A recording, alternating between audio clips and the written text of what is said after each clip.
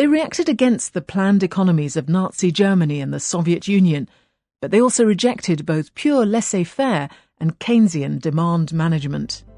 A laissez-faire refers to a policy of not doing anything to try to alleviate negative consequences of something. Typically, it's used as a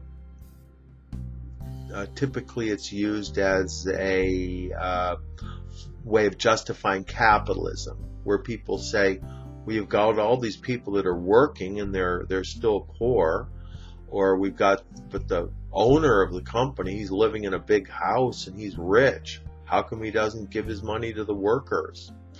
And then they say, well, that's because he believes in laissez-faire.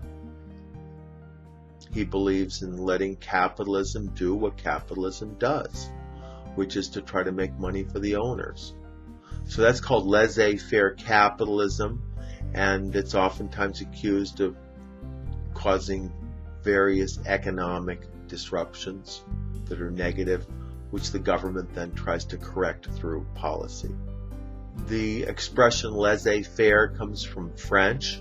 Laissez means to leave, faire means to do. So literally laissez-faire means to leave to do, or just to let it do whatever it does without interfering. The opposite of laissez-faire economy is a controlled economy or command economy, where the government tells everybody what to do, what to make, and so forth, which would be how the communist system worked, and also presumably how some of the fascist systems worked as well.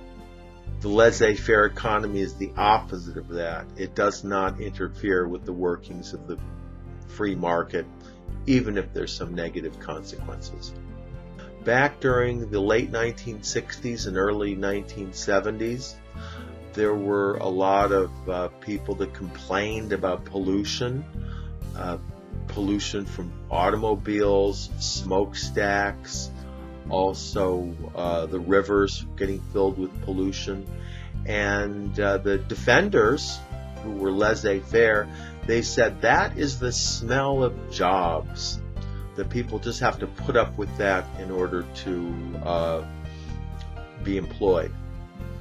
So their attitude was very laissez-faire, that these companies could just pollute without any consequences. So then they came up with the anti-pollution laws, and things are certainly a lot cleaner. And in retrospect, people are certainly glad that it's not as polluted as it used to be. A lot of people think that Reagan was very laissez-faire, but he really wasn't laissez-faire. He used government authority to spend money where he wanted to spend it.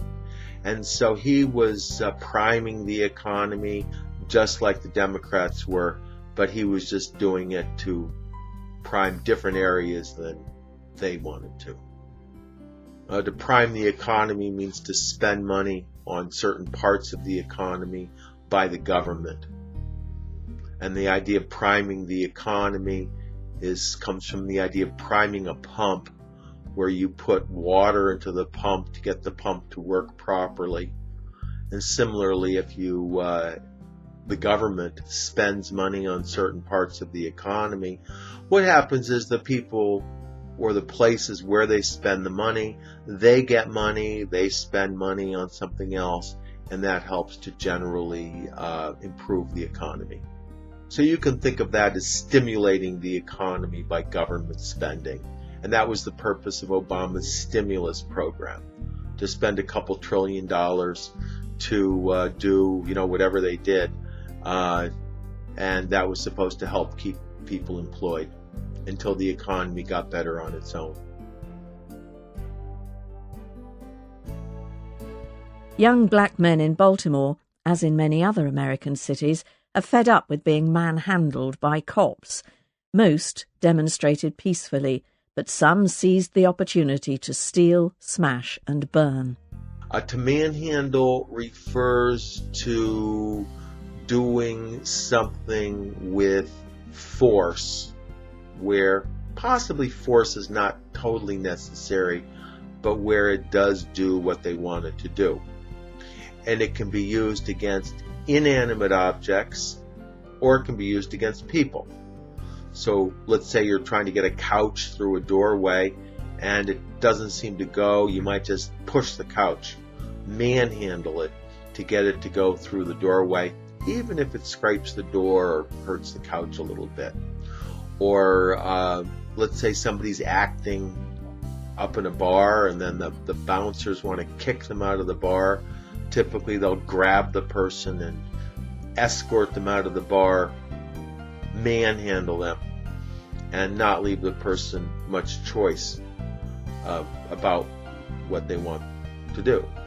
So manhandling would be sort of the opposite of finesse, where if you do things in a very careful manner, maybe you can get the results that you want.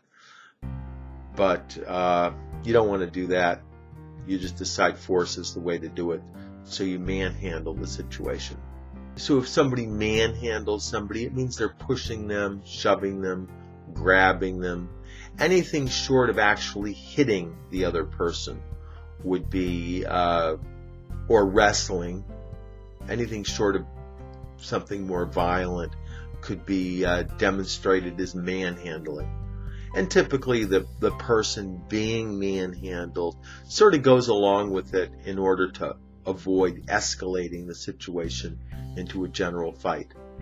I was in a restaurant the other day and with my girlfriend, and there was a guy a couple tables down, and he was very, very drunk, and he was banging his glass on the table.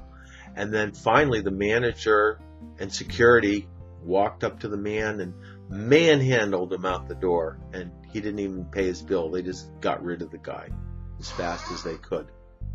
There's been a movement lately called Black Lives Matter, and part of it is obviously based around people not wanting to get shot or get beaten up if they encounter the police. But part of it is also that these people are just unhappy about generally being manhandled by the police, treated with disrespect, especially if they're not doing anything wrong.